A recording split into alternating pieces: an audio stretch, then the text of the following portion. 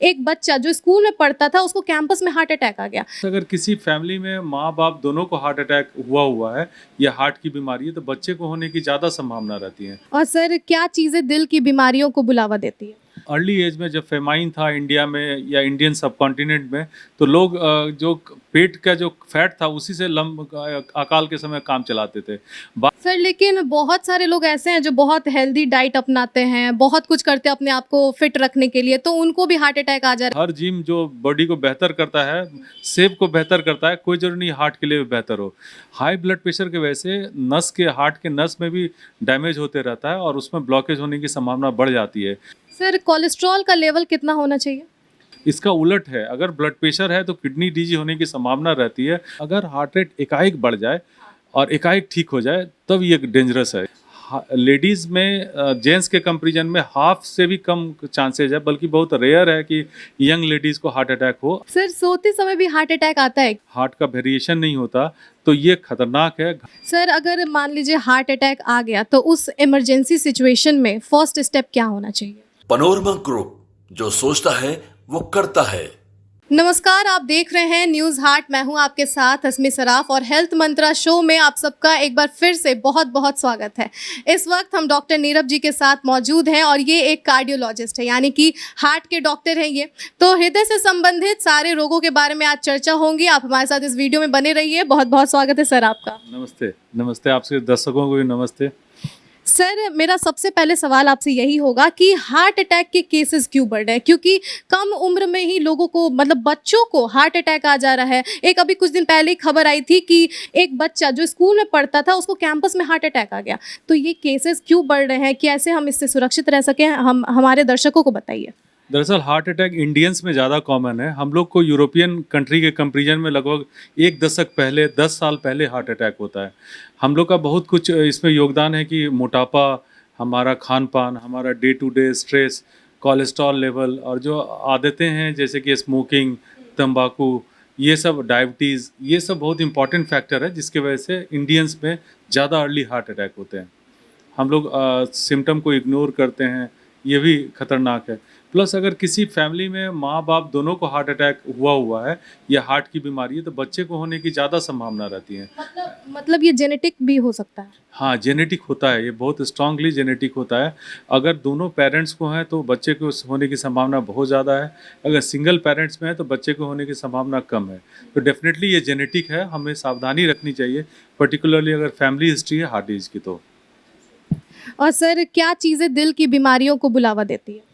हमारा सबसे, आप देखेंगे हमारे जो जो हमारा सोशियो इकोनॉमिक जो स्ट्रक्चर है उसी में गड़बड़ी है। आपने देखा होगा हमारे यहाँ सबसे कम फील्ड, मैदान वगैरह की कमी है, एक्सरसाइज करने वाले जगह की कमी है, रोड के साइड में लोगों के चलने की जगह होनी चाहिए वो कम है, पार्क वगैरह कम है, अवेयरनेस कम है। तो और बच्चे को हमेशा कहते रहती है खाता नहीं है, खाता नहीं है।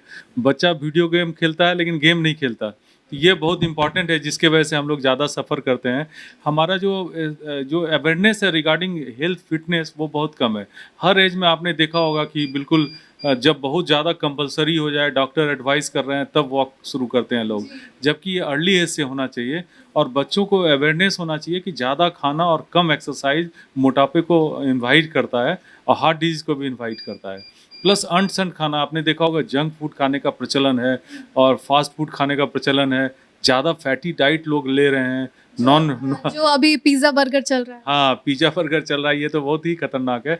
इसमें ट्रांस फैट ज़्यादा होता है जिसकी वजह से हार्ट डिजीज होने की संभावना ज़्यादा होती है। और लोग खा खा के टीवी के सामने बैठ के खाते रहते हैं। तो ये खाने का जो कल्चर है, टीवी के सामने बैठ के खा रहे हैं, उससे क्या होता है कि हम लोग ओवर ईटिंग करते हैं। जब ओवर ईटिंग, गलत चीज़ को ओवर ईटिंग करते हैं तो और ज़्यादा डेंजरस हो जाता है। तो ये हमारे आदत है कि कोई भी चीज़ सेलिब्रेट करें तो जम के खाना से ही सेलिब्रेट होता है, बाकी चीज़ तो बाद में आती है। तो ये सेलिब्रेशन भी खाने के साथ होता है। एक्सेसिव जो फूड की हैबिट है, ज़्यादा कार्बोहाइड्रेट, हम लोग खाने में डिफेक्ट भी है, हम लोग ज़्यादा कार्बोहाइड्रेट लेते हैं।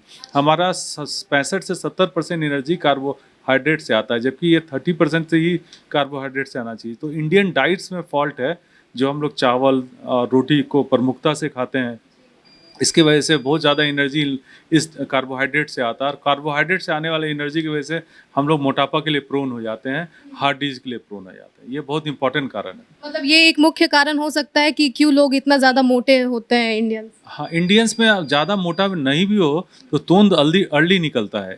एक थ्रिप्टी जीन हाइपोथेसिस है कि अर्ली एज में जब फेमाइन था इंडिया में या इंडियन सब कॉन्टिनेंट में, तो लोग जो पेट का जो फैट था उसी से अकाल के समय काम चलाते थे। बाद में ये नॉर्म हो गया। अब हम लोग जब भी खाते हैं सबसे पहले पेट में डिपॉजिट होता है, जो जेनेटिक डिपोजिशन है। और ये जो तोंद निकल रहा है, अगर आप 34 से ज़्यादा का पैंट पहन रहे हैं तो डेफिनेटली हार्ट डिजीज़ के लिए प्रोन है। और आपको जानकर आश्चर्य होगा कि इवन स्कूल में 25 से 30% बच्चे ओवर वेट हैं, ओबीज हैं। इसका मतलब है कि हम लोग के जो डाइट का फैक्टर है, और प्लस हम लोग जेनेटिकली प्रोन हैं तोंद निकलने के लिए और हार्ट डिजीज़ के लिए।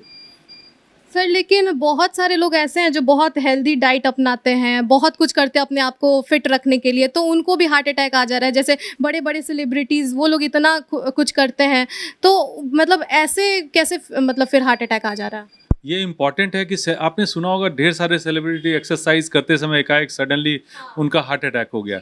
लेकिन ये इम्पॉर्टेंट है कि अगर आप 35 से ऊपर के हैं और आप एक्सरसाइज प्लान कर रहे हैं, एक्सेसिव एक्सरसाइज प्लान कर रहे हैं, तो ये इम्पॉर्टेंट है हमें देखना कि हार्ट का डिजीज़ तो नहीं है, हार्ट के आर्टरी में प्रॉब्लम तो नहीं है, हार्ट के वल्व में प्रॉब्लम तो नहीं है, मसल में प्रॉब्लम तो नहीं है। तो बिना जांच किए सीधी जिम में कूद जाना और खूब जम के एक्सरसाइज करना, एक बेहतरीन बॉडी के लिए एक्सरसाइज एक एक्सट्रीम तक जाना, ये वजह है उनके डेथ का। पहले उन्हें हार्ट का चेकअप कराना चाहिए। कोई भी इंसान अगर 35 के ऊपर है, डायबिटिक है या नॉन डायबिटिक है, हार्ट डिजीज के लिए प्रोन है, तो पहले उन्हें हार्ट का चेकअप कराना चाहिए, जैसे कि ट्रेडमिल टेस्ट है या इकोकार्डियोग्राफी है। ये करा के अगर ये नॉर्मल है तब जिम या एक्सरसाइज करना चाहिए। प्लस जिम में भी बहुत गड़बड़ी है। कुछ जिम में हमें समझने की बात है कि हर जिम जो बॉडी को बेहतर करता है, शेप को बेहतर करता है, कोई जरूरी नहीं हार्ट के लिए भी बेहतर हो। जिम में आपने देखा होगा आइसोटोनिक और आइसोमेट्रिक दो तरह के एक्सरसाइज होते हैं। जो आइसोमेट्रिक एक्सरसाइज हैं, जो बॉडी बिल्डिंग एक्सरसाइज हैं, वो हेल्थ के लिए अच्छे नहीं है। जैसे कि हमें वेट उठाना, वेट लिफ्टिंग, ये सब हेल्थ के लिए अच्छा नहीं है। जबकि आइसोटोनिक एक्सरसाइज जिसमें हम रनिंग करते हैं, स्विमिंग करते हैं, साइकिलिंग करते हैं, तो ट्रेडमिल करते हैं, वो सब हार्ट के लिए अच्छा है।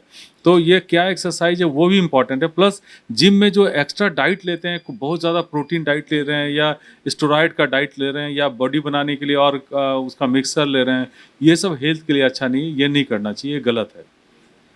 सर ब्लड प्रेशर और दिल की बीमारी में कोई संबंध है क्या? बिल्कुल, जिन्हें हाई ब्लड प्रेशर रहता है उन्हें दिल की बीमारी होने की संभावना 2 से 3 गुनी ज़्यादा होती है। हाई ब्लड प्रेशर की वजह से हार्ट के नस में भी डैमेज होते रहता है और उसमें ब्लॉकेज होने की संभावना बढ़ जाती है। अफसोस की बात यह है कि ब्लड प्रेशर हाई रहने के बावजूद भी लोग दवा नहीं लेते। दवा अगर ले रहे हैं, कंट्रोल है कि नहीं वो चेक नहीं कराते, और अनकंट्रोल ब्लड प्रेशर ये डेंजरस हो सकता है। तो ब्लड प्रेशर है तो उसको चेकिंग ज़रूरी है, दवा लेना ज़रूरी है। बहुत लोग सोचते हैं कि अगर ब्लड प्रेशर की दवा लेंगे तो किडनी खराब हो जाएगी।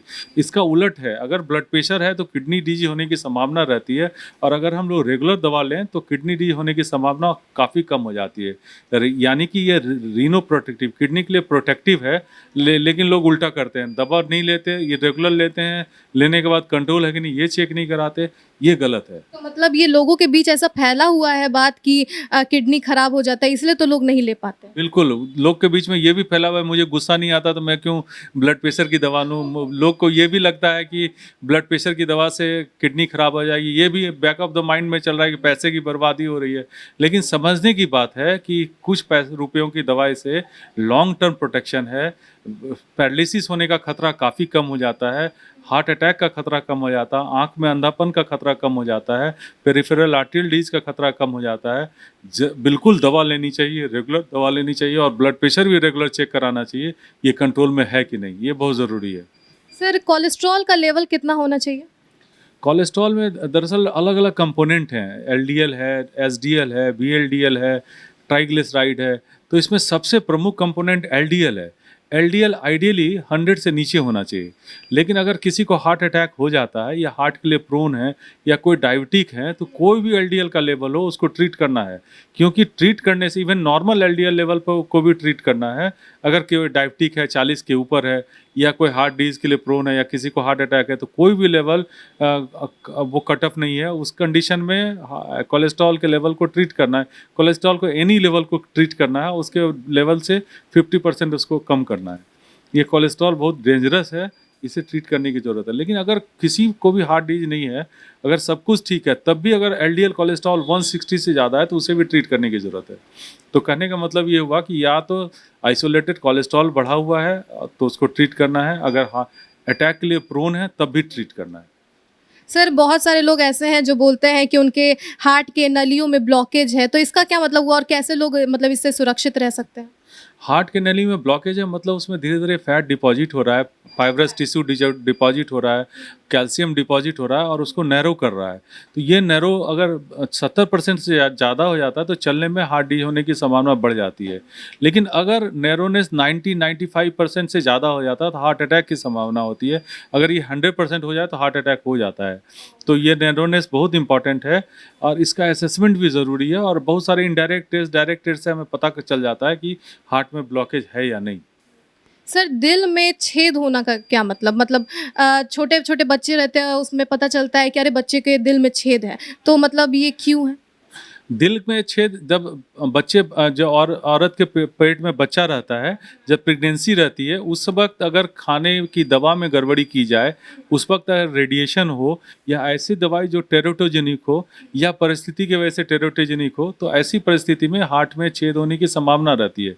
हार्ट का 4 चैम्बर होता है, इस चारों चैम्बर में कहीं भी सुराख हो सकता है और इसके वजह से हार्ट पे एक चैम्बर में लोड बढ़ जाता है, जिसकी वजह से हार्ट के फैलने की संभावना रहती है। तो छेद होना, उसको डिटेक्ट करना ज़रूरी है। छेद अगर बहुत छोटा है तो चिंता की बात नहीं है, अगर ये बड़ा है तो उसे ट्रीट करना चाहिए।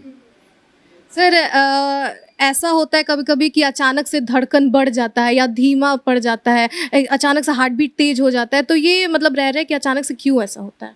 अगर हार्ट रेट तेज हो रहा है तो ये नेचुरल है, जैसे शेर सामने आ जाए तो हार्ट रेट तेज हो जाएगा, या एग्ज़ाम रहे? या टीचर सामने आ जाए तो हार्ट रेट तेज हो जाएगा। लेकिन तेज होना, स्लो होना नेचुरल प्रोसेस है। लेकिन अगर हार्ट रेट एकाएक बढ़ जाए और एकाएक ठीक हो जाए तब ये डेंजरस है। इसका मतलब कि हार्ट रेट में एरिथमिया का प्रॉब्लम है। हार्ट रेट एकाएक बढ़ना, एकाएक ठीक होना, ये डेंजरस है और इसके जानकारी होनी चाहिए कि किस वजह से बढ़ रहा है और घट रहा है। अगर सडन ऑनसेट और ऑफसेट है तो उसे ट्रीट करने की ज़रूरत है। सर किस उम्र में मतलब दिल का चेकअप रूटीन चेकअप में रहना चाहिए? अगर कोई बच्चे को बार बार सर्दी, खांसी, बुखार हो रहा है, अगर बार बार खांसी हो रही है तो उसे अर्ली एज में चेकअप, और उसको पेडियाट्रिशियन बोल रहे हैं कि कुछ एबनॉर्मल साउंड है तो उसे अर्ली एज में चेकअप करने की ज़रूरत है। लेकिन अगर कि कोई भी इंसान 35 के ऊपर है तो एक बार हार्ट का चेकअप होना चाहिए। लेकिन अगर किसी भी इंसान का मदर फादर दोनों को हार्ट डिजीज है तो उसको और अर्ली 20-25 के एज से ही एक बार कम से कम चेकअप होना चाहिए, कम से कम कोलेस्ट्रॉल का चेकअप होना चाहिए कि हार्ट डिजीज तो नहीं है। और अगर कोई डायबिटिक है, स्मोकर है, बहुत ज़्यादा मीट वगैरह खाते हैं, बहुत ज़्यादा स्ट्रेस में रहते हैं, तब भी हार्ट का चेकअप होना चाहिए। सर दिल का दर्द और गैस का दर्द में कैसे पहचान करें? क्योंकि गैस का भी जब दर्द होता है तो चेस्ट में पेन रहता है, जलन रहता है, तो फिर कैसे मतलब आइडेंटिफाई करें कि ये क्या है? हाँ, ये बहुत इंपॉर्टेंट है। ज़्यादातर देखा गया है कि हार्ट अटैक को लोग गैस मान लेते हैं और यूजुअली हार्ट अटैक के पेशेंट लेट से हॉस्पिटल पहुंचते हैं, जिसके वजह से ऑलरेडी डैमेज हो चुका होता है। तो हार्ट अटैक का पेन यूजुअली लेफ्ट साइड में होता है। ये पेन से ज़्यादा दबाव सा लोग महसूस करते हैं, ऐसा दबाव जो पहले कभी ना हुआ हो, या हो सकता है कम दबाव भी महसूस करें। और अगर वो हाथ के साइड में जा रहा है तो ये हार्ट का पेन हो सकता है। अगर ये पेन पेट के ऊपरी भाग में जा रहा है या गले गर्दन में जा रहा है तब भी ये हार्ट की वजह से हो सकता है। हाँ, रहा गैस का बात, तो गैस में यूजुअली स्पाइसी खाना खाने की हिस्ट्री होती है कि बहुत स्पाइसी खाया उसके बाद गैस का शिकायत हो गया, या फिर मतलब खाने के तुरंत बाद या खाली पेट में दर्द हो रहा है तो ये भी गैस की वजह से हो सकता है। यूजुअली हमें एंटासिड लेनी चाहिए इस सिचुएशन में, जैसे कि म्यूकेन जेल या डाइजिन जेल है। अगर हम 3 चम्मच लेते हैं और 5 मिनट के अंदर आराम हो जाता है तो डेफिनेटली ये हार्ट की वजह से नहीं है, ये गैस की वजह से है। तो गैस की वजह से तब तो ठीक है, लेकिन अगर जरा भी शक है हार्ट से है या गैस से है तो बेहतर है जाके ईसीजी कराना। अब बेहतर है एक डेंजरस कंडीशन को समय रहते डायग्नोज करना। सर अगर मान लीजिए हार्ट अटैक आ गया तो उस इमरजेंसी सिचुएशन में फर्स्ट स्टेप क्या होना चाहिए? हार्ट अटैक आने पे इमीडिएटली पहले तो डायग्नोसिस होना चाहिए। सिर्फ दर्द हो रहा है इसके बेसिस पे हम नहीं कह सकते कि हार्ट अटैक है। आपने सही कहा, एसिड पेप्टिक डिसऑर्डर या गैस के वजह से भी दर्द हो सकता है। तो हार्ट की जो दवाइयाँ गैस के कंडीशन में दी जाती हैं, जैसे कि हम खून पतला करने की दवा दे दें तो और गैस की शिकायत बढ़ जाती है, कभी कभी परफोरेशन भी हो सकता है। तो ऐसे सिचुएशन में नीम हकीम खतरे जान वाली बात ना हो, बेहतर है डायग्नोज करना, बेहतर है नज़दीक का सेंटर जहाँ पे ईसीजी किया जा सके, जहाँ पे चीज़ को डायग्नोज किया जा सके, वहाँ पहुँच के पहले डायग्नोसिस करना चाहिए कि हार्ट की डिजीज है कि नहीं। और अगर मान लीजिए कि बहुत श्योर हैं कि हार्ट अटैक ही है, चेस्ट में पेन हो रहा है, लेफ्ट हैंड में रेफर हो रहा है, बहुत ज़्यादा परस्पायरेशन हो रहा है, और अगर उस आदमी को पहले चलने में सीना भारी होता था, अभी बैठे बैठे दर्द हो रहा, तो ये हार्ट अटैक हो सकता है। ऐसे सिचुएशन में इमीडिएटली एक टैबलेट डिस्प्रिन लेना चाहिए, और एक टैबलेट, हाँ, डिस्प्रिन का टैबलेट चबा के खाना चाहिए, और एक टैबलेट सॉर्बिट्रेट है जिसे जीभ के नीचे रख के इमीडिएटली नियर बाय सेंटर में पहुंचना चाहिए, वो ज़रूरी है। सर लेकिन मान लीजिए अगर हार्ट अटैक आ गया और वो आदमी गिर गया, तो उस वक्त जो सीपीआर देते हैं तो उससे भी क्या जान बच सकता है? हाँ, ये बहुत इम्पोर्टेंट सवाल आपने किया। यूजुअली आपने देखा होगा कि लोग गिरते हैं तो सब उसका वीडियो बनाने लगते हैं और टाइम बर्बाद करते हैं। इसे समझने की ज़रूरत है। जैसे कि अभी हाल में भी मेरे साथ भी एक पेशेंट थे, जिनके साथ ऐसा हुआ, एकाएक वो गिर गए और सब लोग उनको चेयर पर बैठा दिए। तो जैसे हम चेयर पर बैठाते हैं ऐसे लोग को जिनका हार्ट रुक चुका होता है, तो ब्रेन का ब्लड सप्लाई कंप्रोमाइज़ हो जाता है, और अगर ये 3 से 4 मिनट भी कंप्रोमाइज़ रहे तो आदमी बचता नहीं है। तो इमीडिएटली उनको लिटाना है। इमीडिएटली लेटाने से क्या होता है कि ब्रेन का ब्लड सप्लाई फिर से मेंटेन हो जाता है। छाती को बीच में सेंट्रल रीजन में दबाव देना है। दबाव ऐसा होना चाहिए कम से कम 2 से ढाई सेंटीमीटर, जो रिब केज है वो अंदर की तरफ प्रेस हो, जिससे कि हार्ट पंप कर सके, उससे जो ब्लड निकले उससे ब्रेन का ब्लड सप्लाई मेंटेन हो और पेशेंट रिकवर हो सके। ये लगभग 70 से 100 बार 1 मिनट के अंदर करना है, जिससे कि हार्ट का ब्लड सप्लाई, ब्रेन का ब्लड सप्लाई मेंटेन हो। ऐसा करके हम इम्पॉर्टेंट लाइफ को बचा सकते हैं, और इमीडिएटली उसे करना चाहिए, ना कि वीडियो बना के टाइम बर्बाद करना चाहिए, है ना? ठीक। सर सोते समय भी हार्ट अटैक आता है क्या? मतलब अगर मान लीजिए सोते समय हार्ट अटैक आ भी जाता है तो फिर मतलब कैसे पता चलेगा कि वो आदमी को हार्ट अटैक आया है? कैसे उसका बचाव किया जाए? सोते समय यूजुअली हार्ट अटैक लक्षण होता है। हार्ट अटैक में दर्द होगा तो उसकी नींद टूट जाएगी। हार्ट अटैक में घबराहट होगा, पसीना छूटेगा, तो वो ऑटोमेटिकली उठ नींद उठ जाएगा, वो मदद मांगेगा, है ना? ऐसा नहीं है कि हार्ट अटैक हुआ सोते सोते साफ हो गया, ऐसा नहीं होता। और सर एक रिपोर्ट के मुताबिक ये पाया गया है कि लड़कों में ज़्यादा हार्ट अटैक होता है और लड़कियों में कम है ये चीज़। तो क्यों ऐसा, मतलब लड़कों में क्यों? ये लड़कियों में ऊपर वाले मतलब ईश्वर ने कुछ प्रोटेक्शन दिया है। ये हार्मोनल प्रोटेक्शन है लेडीज़ को। Usually up to menopause ladies protected होते हैं हार्ट अटैक से। ये एस्ट्रोजन करके एक हार्मोन होता है जिसके वजह से होता है। लेडीज़ में जेंट्स के कंपेरिजन में हाफ से भी कम चांसेज है, बल्कि बहुत रेयर है कि यंग लेडीज़ को हार्ट अटैक हो, अनलेस अनटिल कि वो ओरल कंट्रासेप्टिव पिल्स ले रही हों, या डायबिटिक हों, या बहुत मोटी हों। ऐसा नहीं कि पूरी तरह इम्यून है। अगर रिस्क फैक्टर है, अगर अनसंट खाना खा रही हैं, बहुत ज़्यादा सैचुरेटेड फैट खा रही हैं, तो उन्हें भी होने की संभावना रहती है, लेकिन डेफिनेटली लेडीज़ को कम होती है। लेकिन जैसे ही मेनोपॉज खत्म होता है, वो मेल के बराबर हार्ट अटैक का चांस रहता है, और जैसे जैसे एज बीतता है मेल से ज़्यादा हार्ट अटैक का चांस लेडीज़ में हो जाता है। तो लेडीज़ को ज़्यादा सावधानी की ज़रूरत है कि जो नेचुरल प्रोटेक्शन है उसको ब्रेक हम ना करें। अच्छा सर क्या मोबाइल भी एक फैक्टर हो सकता है? क्योंकि जो मोबाइल से इतना हार्मफुल रेडिएशन निकलता है और लोग दिन भर मोबाइल चलाते रहते हैं, तो क्या उससे भी मतलब हार्ट अटैक का के मतलब वो बढ़ सकता है? दरअसल मोबाइल जो हम चलाते हैं उसके साथ एक बहुत बड़ा इम्पॉर्टेंट फैक्टर है कि सीडेंटरी लाइफ स्टाइल होने लगता है। लोग क्या करते हैं, मोबाइल लेके बैठे रहते हैं और मोबाइल पर लगे रहते हैं, घंटों लगे रहते हैं। वो एक्सरसाइज नहीं करते, वो चलते नहीं हैं, उनका हार्ट रेट और हार्ट का वेरिएशन नहीं होता। तो ये खतरनाक है। घंटों लगे रहें मोबाइल से तो गर्दन झुका के वो लगे हुए हैं, तो गर्दन में भी दर्द होने की संभावना है। लैक ऑफ एक्सरसाइज है, कंप्लीटली सीडेंटरी लाइफ स्टाइल है, इसके वजह से हार्ट अटैक होने की संभावना है। रेडिएशन वगैरह इसमें, अब जो मोबाइल के जो फेनोमेना है इसमें रेडिएशन नहीं होता, लेकिन लगे रहने की वजह से, एक्सरसाइज नहीं करने की वजह से हार्ट डिजीज होने की बैठे रहने की वजह से। संभावना रहती है। सर एक आखिरी क्वेश्चन कि आप हमारे दर्शकों को एक प्रॉपर हेल्थ डाइट प्लान बता दीजिए कि कैसे अपने दिल को हम हेल्दी रखें। हम जो खाना खाते हैं उसमें बहुत सुधार की ज़रूरत है। जो भी हम खाते हैं उसका हार्ट पे असर पड़ता है, हमारे लाइफ पे असर पड़ता है। तो डेफिनेटली हमारा खाना हेल्दी डाइट होना चाहिए। जैसे कि हम सलाद बहुत कम खाते हैं, लेकिन हर खाने में, हर नाश्ते में कम से कम 100 ग्राम सलाद होना चाहिए हर नाश्ते खाने में, ये बहुत ज़रूरी है। हम जो है जो खाना खाते हैं उसमें नॉन वेज पे बहुत ज़्यादा जोर देते हैं, प्रोसेस फूड पे बहुत ज़्यादा जोर देते हैं, डब्बा बंद फूड पे बहुत ज़्यादा जोर देते हैं, ये गलत है। पैक्ड फूड पे बहुत ज़्यादा जोर देते हैं, तो पिज़्ज़ा, बर्गर ये सब बिल्कुल गड़बड़ फूड है जिसे हमें नहीं खाना चाहिए। नॉन वेज में रेड मीट एकदम अवॉइड करना चाहिए, रेड मीट से हार्ट डिजीज होने की संभावना होती है।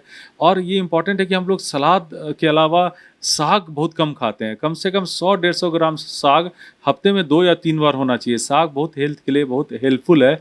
जो खाना खाते हैं उसमें चावल कम कर दें, रोटी कम कर दें। दरअसल जितना ज़्यादा चावल लेते हैं, जितना ज़्यादा रोटी खाते हैं, जितना ज़्यादा कार्बोहाइड्रेट खाते हैं, ये एनर्जी को कार्बोहाइड्रेट से हम लोग लेते हैं, वो गड़बड़ है। तो रोटी चावल वगैरह कम कर दें, हमें मोटा अनाज की तरफ जाना चाहिए, जैसे कि ज्वार हो गया, बाजरा हो गया, मक्का हो गया, इस सब का फूड पे थोड़ा ज़्यादा ध्यान देना चाहिए।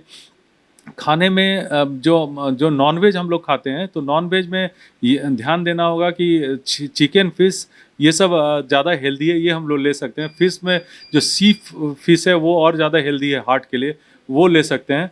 और खाने में उतना ही खाएं जितनी की ज़रूरत है, ओवर ईटिंग ना करें, इससे वज़न बढ़ता है। और ऐसी फूड जिसमें बहुत ज़्यादा हाई कैलोरी है, जैसे कि मिठाई है, जैसे कि कार्बोहाइड्रेट वाले फूड हैं, उसको अवॉइड करना चाहिए। ट्रांस फैट जैसे कि डालडा है, घी है, ये सब कम लें, इससे हार्ट डिजीज होने की संभावना बढ़ जाती है। और डेफिनेटली एक्सरसाइज का बहुत रोल है। प्रोटीन डाइट हमें बढ़ाने की ज़रूरत है, जैसे कि दाल का ज़्यादा सेवन करें, ये सोयाबीन का ज़्यादा सेवन करें, ये सब प्रोटीन डाइट को बढ़ाएं। इवन फैट में भी ऑयल वगैरह, मस्टर्ड ऑयल सेफ़ है, ये रिफाइंड ऑयल है वो भी सेफ़ है। घी और डालडा अवॉइड करने की ज़रूरत है। और सर एक्सरसाइज कौन सा सही रहेगा? आइसोटोनिक एक्सरसाइज डेली जो जिसमें ट्रायल में जिसमें बेनिफिट देखा गया है, अगर आप 10 मिनट में 1 किलोमीटर चलते हैं और डेली 40 मिनट चलते हैं, तो लगभग 4 किलोमीटर अगर आप चल रहे हैं, यानी कि ब्रिस्क वॉकिंग कर रहे हैं, चलते समय आप बात नहीं कर पा रहे हैं, इस तरह का होना चाहिए। पसीना छूटे तब समझे कि आपने एक्सरसाइज किया। आप गप देते हुए चल रहे हैं, आप भले 10 किलोमीटर क्यों नहीं चल रहे हैं, ये सही नहीं है। ब्रिस्क वॉकिंग होना चाहिए, डेली होना चाहिए, हफ्ते में कम से कम 4 दिन होना चाहिए, ये बहुत ज़रूरी है।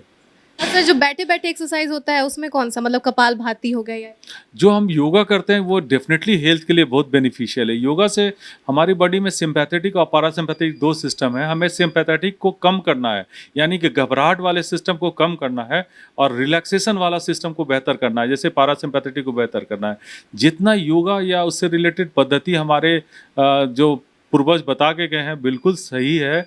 हम लोग अब हेल्थ के लिए बहुत अच्छा है, हम लोग मेडिटेशन करें, हम लोग सारा योगा का पोस्चर्स करें तो बहुत अच्छा है। कुछ समय अपने लिए निकालें, तभी healthy lifestyle, healthy young India और डेवलप इंडिया की तरफ हम लोग बढ़ पाएंगे।